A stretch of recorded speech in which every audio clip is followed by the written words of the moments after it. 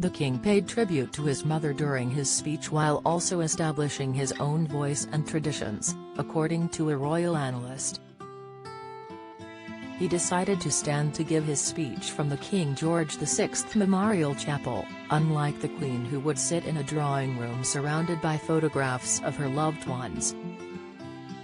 The King's choice to deliver the speech in the resting place of his parents was a touching element to his first address. Charles chose to pay tribute to the armed forces and workers in the emergency services in a speech which has led many to question whether this is the beginning of a more politically involved monarch. Amid the controversial strike action of NHS staff, rail workers, and Royal Mail workers, to name a few, the King praised their selfless dedication. The comment comes after the Health Secretary Steve Barclay accused NHS workers of making a conscious choice to inflict harm on patients amid strike action.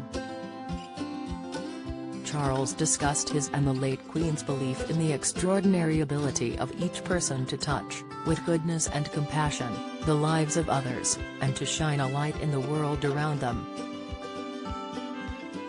This is the essence of our community and the very foundation of our society.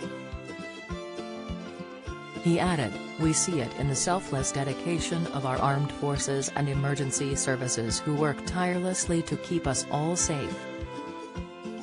We see it in our health and social care professionals, our teachers, and indeed all those working in public service, whose skill and commitment are at the heart of our communities."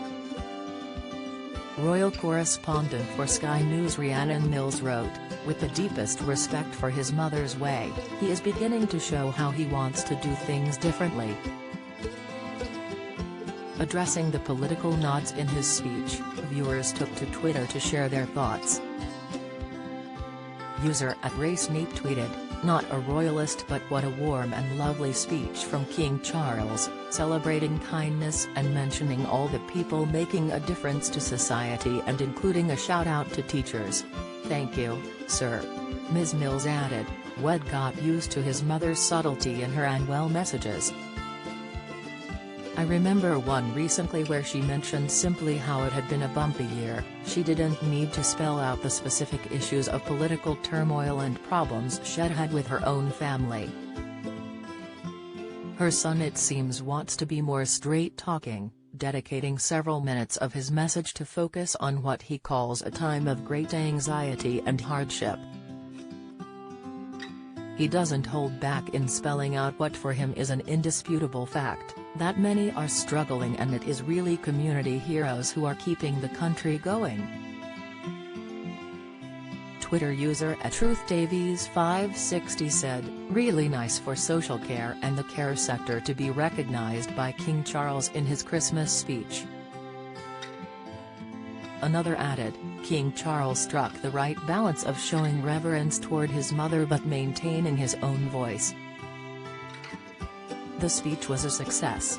The King concluded his speech saying, "So, whatever faith you have, or whether you have none, it is in this life-giving light, and with a true humility that lies in our service to others, that I believe we can find hope for the future. Let us therefore celebrate it together and cherish it always. With all my heart, I wish each of you a Christmas of peace, happiness, and everlasting light."